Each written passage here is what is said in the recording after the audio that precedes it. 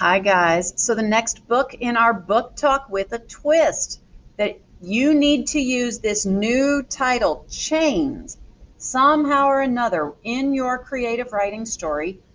This book, Chains by Laurie Halse Anderson. Maybe you've read Speak, maybe you've read Fever 1793, but let's take a little taste at what Chains is about. If an entire nation could seek its freedom, why not a girl? As the Revolutionary War begins, 13-year-old Isabel wages her own fight for freedom.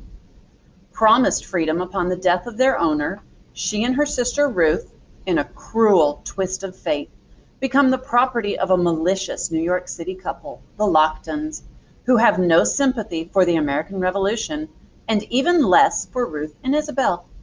When Isabel meets Curzon, a slave with ties to the Patriots, he encourages her to spy on her owners, who know details of British plans for invasion. She's reluctant at first, but when the unthinkable happens to Ruth, Isabel realizes her loyalty is available to the bidder who can provide her with freedom. I'll give you a quick little taste. We'll read a few pages in this first chapter, titled Monday, May 27th, 1776. We have an excerpt from one of Thomas Paine's passages in Common Sense. It says, "Youth is the seed, time of good habits, as well as nations as in individuals. The best time to talk to ghosts is just before the sun comes up. That's when they can hear us true," Mama said. "That's when ghosts can answer us." The eastern sky was peach-colored, but a handful of lazy stars still blinked in the west. It was almost time. "May I run ahead, sir?" I asked. Pastor Weeks sat at the front of his squeaky wagon with old Ben next to him, the mule's reins loose in his hands. The pine coffin that held Miss Mary Finch, wearing her best dress with her hair washed clean and combed, bounced in the back when the wagon wheels hit a rut. My sister Ruth sat next to the coffin. Ruth was too big to carry.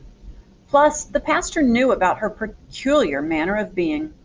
So it was the wagon for her and the road for me. Old Ben looked to the east and gave a little nod. He knew a few things about ghosts, too. Pastor Weeks turned around to talk to Mr. Robert Finch, who rode his horse a few lengths behind the wagon. "The child wants to run ahead," Pastor explained to him. "She has kin buried there.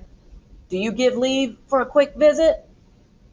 Mr. Robert's mouth tightened like a rope pulled taut.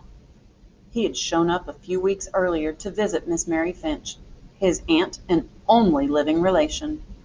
He looked around her tiny farm, listened to her ragged, wet cough, and moved in. Miss Mary wasn't even cold on her deathbed when he helped himself to the coins in her strongbox. He hurried along her burying, too, most improper.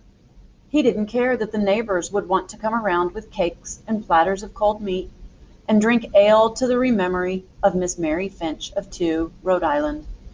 He had to get on with things, he said. I stole a look backward. Mr. Robert Finch was filled up with trouble from his dirty boots to the brim of his scraggly hat. "Please, sir," I said. "Go then," he said. "But don't tarry. I've much business today." I ran as fast as I could. If you want to find out more about what happens with Isabel, her sister Ruth, and Curzon, who they meet, guys, you can check out Chains by Laurie Halse Anderson. But please, you're going to have 5 more minutes. Continue your creative writing. See what you can do to add the title, Chains. Good luck.